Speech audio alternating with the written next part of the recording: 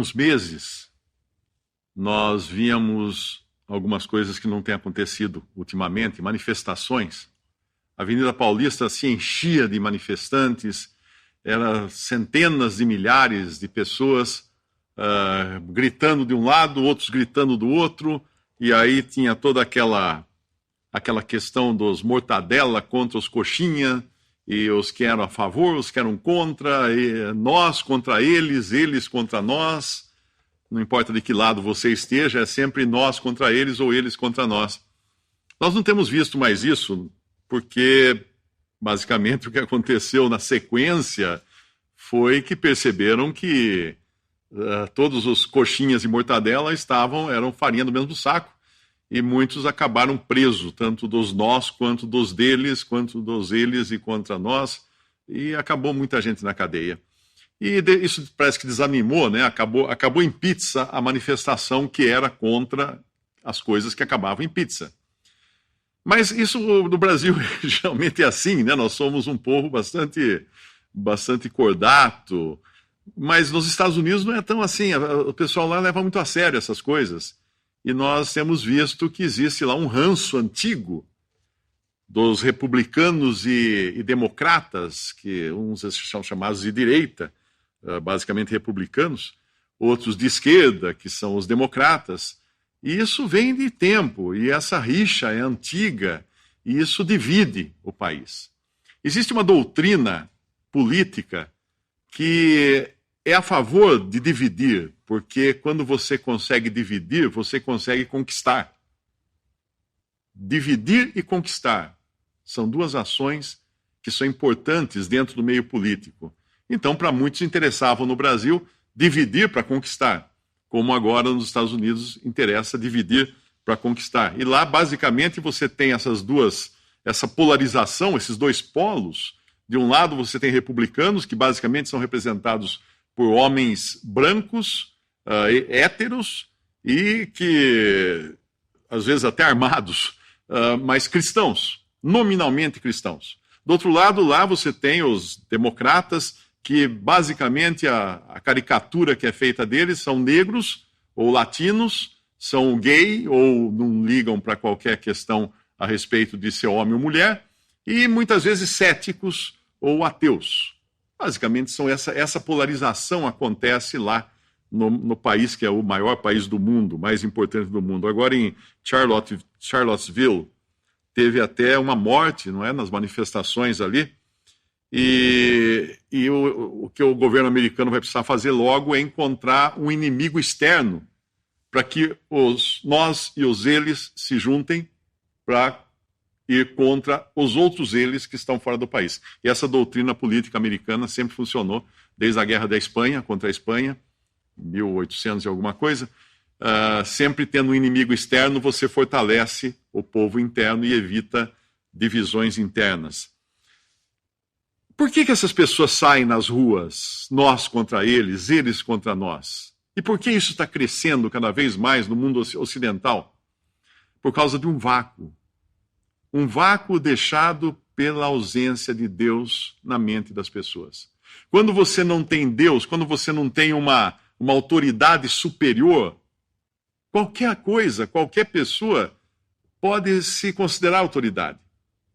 Se você não tem um padrão moral, então vamos impor o meu padrão moral, ou o padrão moral dele, porque se não existe um padrão moral absoluto, então vamos trabalhar com um padrão moral relativo, mas aí o meu é melhor que o seu.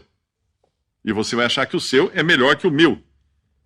E aí cada um vai querer ser o referencial, substituindo Deus, que deveria ser a referência para todo ser humano. Quando qualquer lado quer impor o seu padrão moral, o seu padrão de justiça, o seu padrão étnico, o seu padrão social, o que acontece quando isso chega no extremo é uma revolução, e num extremo maior ainda é uma limpeza étnica, como aconteceu durante a Alemanha nazista, quando matavam quem não era branco, loiro, de olhos azuis, ariano, da raça pura. Era essa a doutrina do racismo. Então ali imperava a questão da pele, da cor da pele. Mas nessas divisões o homem sempre vai encontrar alguma coisa que o faça considerar melhor que o outro. Nenhum dos dois lados, nem o lado dos nós, o lado dos eles, o lado dos eles e de nós, não importa que nome se dê a esses lados, nenhum desses lados se considera pecador. Nenhum desses lados considera a si mesmo como uma ruína causada pelo pecado. Sempre vai se achar como o padrão, o lado bom. E, no entanto, quando nós vamos para a Bíblia, que é a palavra de Deus, o padrão é Deus. Sempre o padrão é Deus. E se nós abrirmos num versículo, em Apocalipse, capítulo 4, versículo 11, usando aqui uma versão chamada atualizada, revista Almeida, revista atualizada, ali diz que tu és digno, Senhor e Deus nosso, de receber a glória e honra e o poder, porque todas as coisas tu criaste, sim, por causa da tua vontade vieram a existir e foram criadas. Eu estava lendo este versículo em outra versão, e é interessante, eu tenho na minha Bíblia eletrônica várias versões, e ela tem a opção de comparar versões. Então, um versículo, você clica lá, aparece todos os versículos nas diferentes traduções e versões, algumas em inglês, outras em português, algumas em espanhol, tem até em francês, mas eu não entendo, mas aparece lá. E com isso você consegue, às vezes, entender melhor, usando uma outra versão, uma outra linguagem, um outro idioma. E na versão King James, que eu vou traduzir do inglês agora, King James é em inglês, diz assim: tu és digno, ó Senhor, de receber glória e honra e poder, pois tu criaste todas as coisas. Até aí, muito parecida com a versão em português do João Ferreira de Almeida. Tu criaste todas as coisas. E para o teu prazer, elas existem e foram criadas. Olha que interessante. Olha que interessante. Para o teu prazer, elas existem e foram criadas. A tradução dá para fazer dos dois jeitos. Pela tua vontade elas existem, como para a tua vontade ou para o teu prazer elas existem. E quando nós olhamos por esse lado, que todas as coisas foram criadas para o prazer de Deus, e aí nós olhamos esse mundo, nós podemos perguntar: as coisas criadas estão sendo para o prazer de Deus? E Deus, quando criou o mundo, ele dizia: foi bom, e era bom, e era bom. E quando criou o homem, o ser humano, e foi muito bom. Era muito bom o ser humano, que Deus criou a sua imagem e semelhança. Lá em Gênesis, nós encontramos o relato da criação, que é onde começa tudo e começa inclusive a queda do homem. Onde o pecado entra na criação, arruinou a criação, e hoje todos os seres humanos são uma caricatura daquilo que Deus tinha feito, a sua imagem e semelhança. Os seres humanos são uma ruína. Quando eu me lembro no tempo que eu estudava arquitetura, tinha até uma colega que, quando a gente fazia uma visão, assim, uma perspectiva de um projeto, obviamente você usava régua, compasso, esquadro e tudo, e dava para fazer um desenho bonito com perspectiva. Tem técnicas para você desenhar perspectiva, e aqueles que tinham algum talento para desenho colocavam algumas pessoas na perspectiva. Hoje tudo o computador faz, os programas de CAD, de desenho por computador, fazem isso, mas a gente colocava umas pessoazinhas assim, andando na calçada, um carrinho e tal. E tinha uma colega que o primeiro projeto que ela apresentou foi motivo de gozação de todos, porque ela não tinha qualquer talento para desenho. Então ficou aquela perspectiva bonita, porque ela fez usando as técnicas de perspectiva, de desenho geométrico e tudo mais, mas na calçada tinha aqueles homenzinhos assim que criança desenha, que é um risquinho com dois risquinhos com a mãozinha estendida, uma bolinha que é a cabeça, duas perninhas que é dois riscos e dois pezinhos. Então ficou ridículo aquele projeto. E isso é o que, quando Deus olha a sua criação, é isso que ele vê. É isso que ele vê. Uma coisa ridícula detonada pelo pecado, que não tem nada a ver com a sua criação original. Mas assim que o homem pecou, o homem e a mulher pecaram, caíram em pecado, foram corrompidos pelo pecado, qual a primeira coisa que eles fizeram? Tentaram cobrir a sua nudez, a sua falta, a sua deficiência com um avental de folhas de figueira.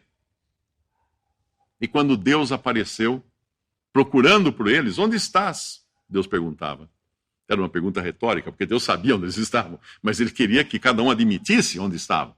Não era exatamente o lugar geográfico onde eles estavam, o lugar físico, mas o lugar posicional para o qual eles tinham ido agora na sua desobediência contra Deus. Onde estás, Adão?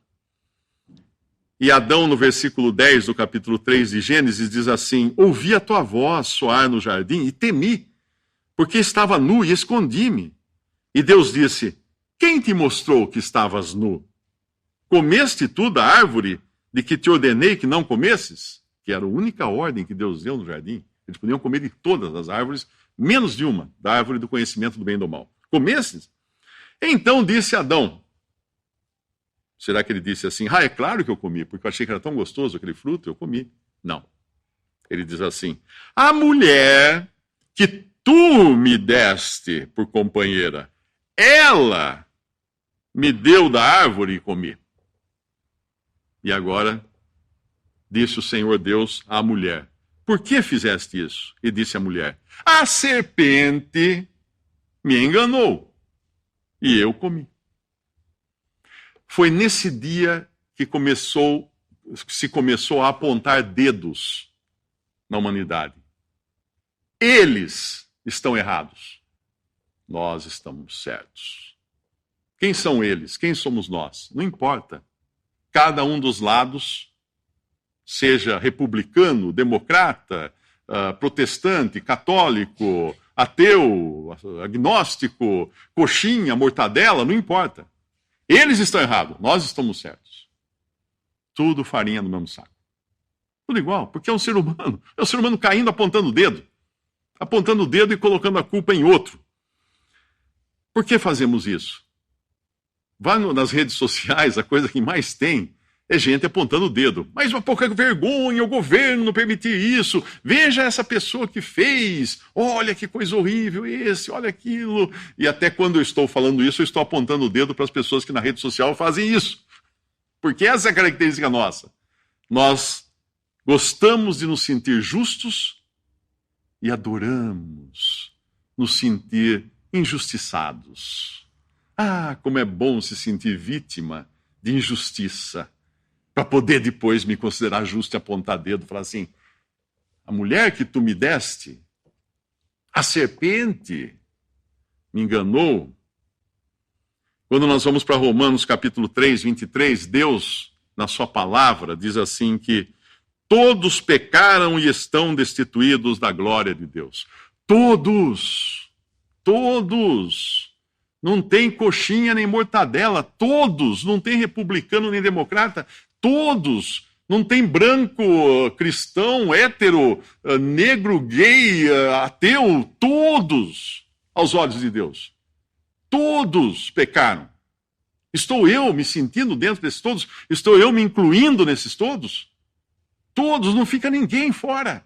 Todos pecaram. Essa é a avaliação que Deus faz do mundo. Não a avaliação política que um partido faz do outro. A avaliação social que ricos fazem de pobres ou pobres de ricos. Não, todos pecaram.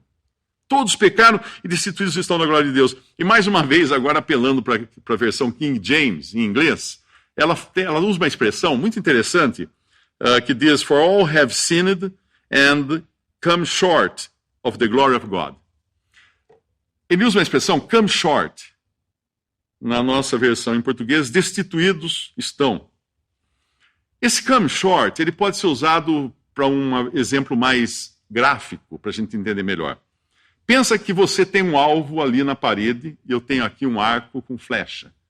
Aí eu pego, estico, miro no alvo e atiro. A flecha sai do meu arco e cai 1 metro antes do alvo. Ela não chegou.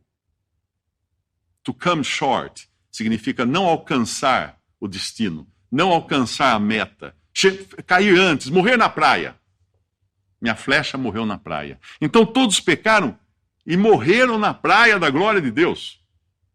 Todos pecaram e não conseguiram chegar à glória de Deus. Não conseguiram atingir o nível que Deus exigia do ser humano. Todos estão abaixo. E como é bonito quando nós encontramos na Bíblia um exemplo como o de Daniel. Daniel, naquela época em que ele viveu, no Antigo Testamento, Israel, o povo de Israel havia sido dividido anos antes. Houve uma cisão, uma revolução interna todo aquele povo. Ficou Judá e Benjamim, ficaram Judá e Benjamim, 2 tribos vivendo em Jerusalém, arredores, e 10 tribos, que eram 12 no total, ficaram vivendo em Samaria e outras áreas do norte ali.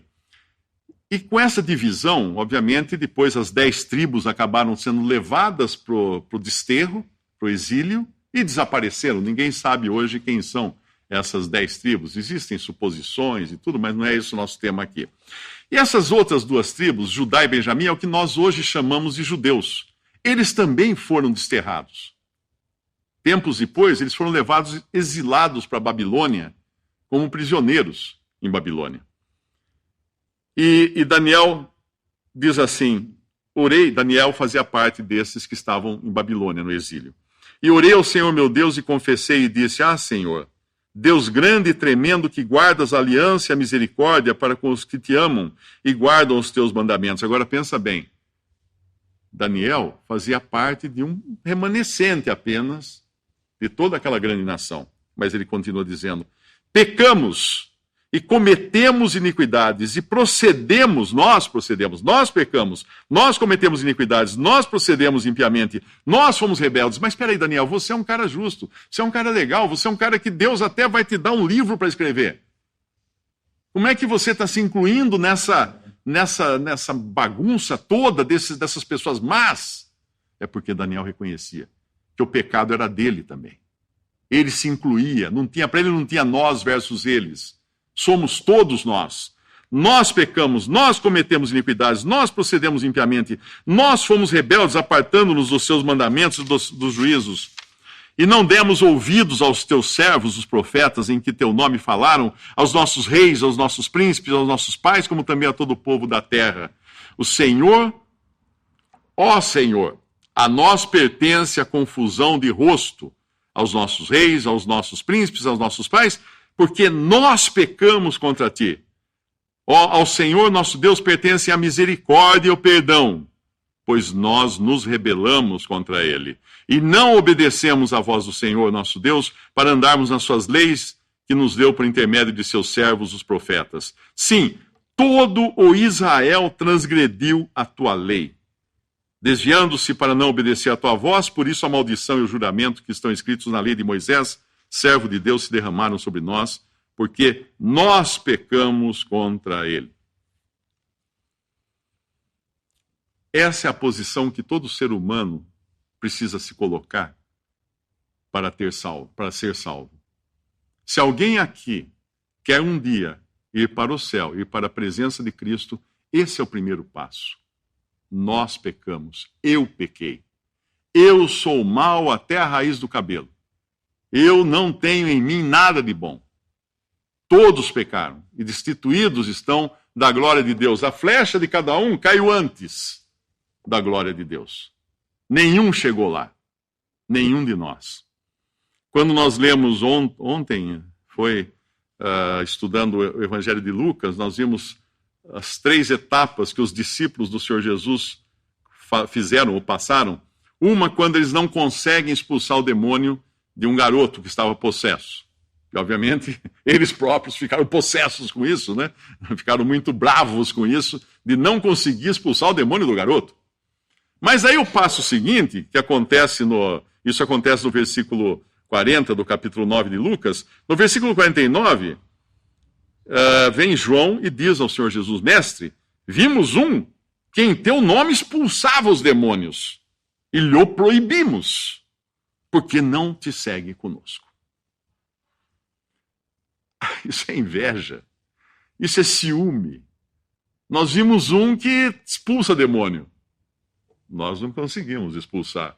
Mas tem um lá expulsando, mas não está conosco. Então, nós proibimos ele de fazer isso.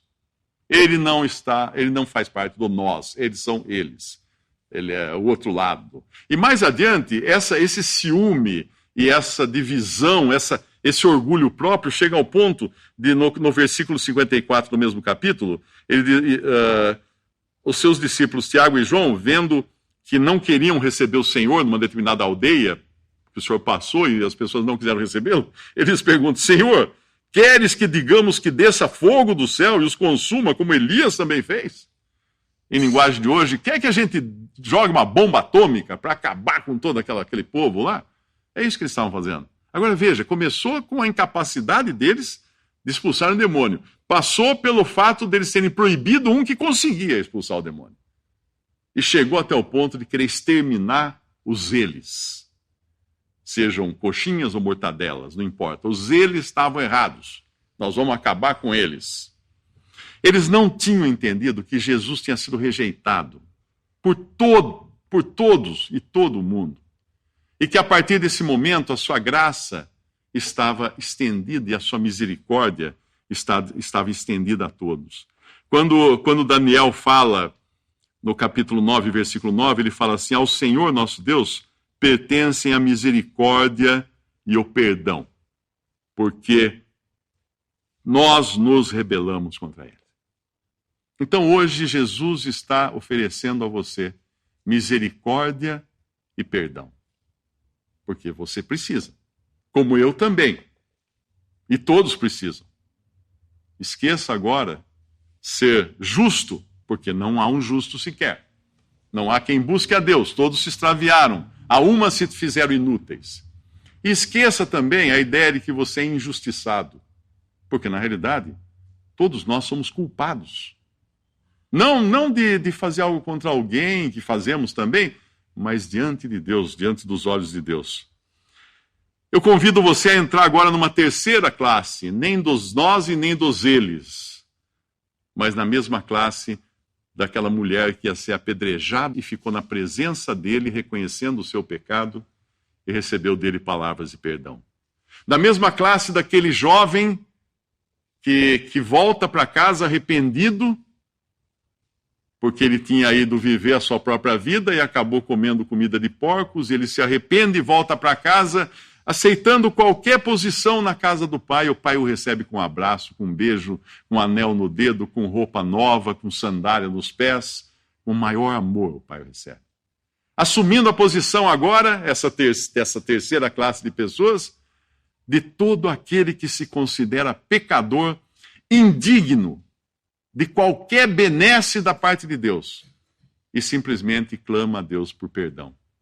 E Deus dá. Cristo Jesus veio ao mundo para salvar pecadores.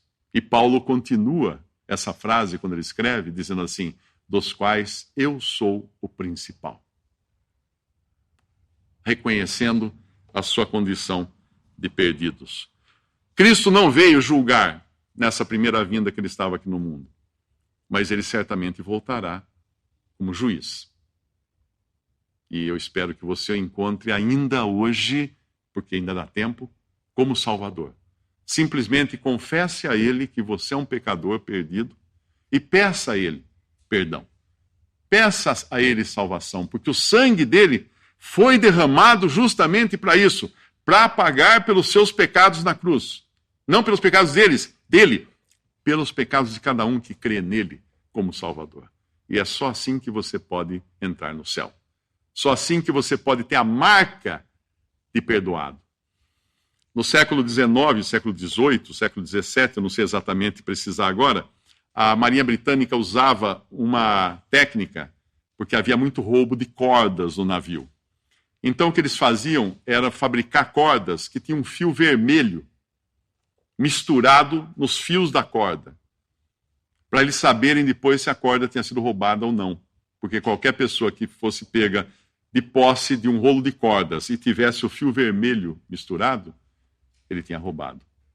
No nosso caso, quando você crê em Cristo, você vai ter um fio vermelho, você vai ser marcado pelo sangue do Cordeiro, e Deus vai reconhecer que você é um que pertence, não mais a esse mundo, mas pertence ao céu. Vamos dar graças a Deus. Nosso Deus e nosso Pai, nós damos graças a Ti, Pai, porque Tu enviaste o Teu Filho para morrer para salvar pecadores, para nos dar a vida eterna. Pedimos, Pai, que se porventura alguém aqui ainda não tem a certeza dessa salvação, ainda não se rendeu nos braços de Cristo, que possa fazer isto agora mesmo.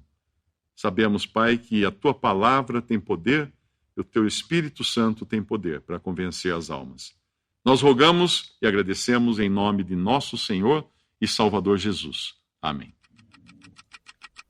Visite 3minutos.net. Dúvidas? Visite respondi.com.br. Adquira os livros ou baixe o e-book. Também para Android e iPhone.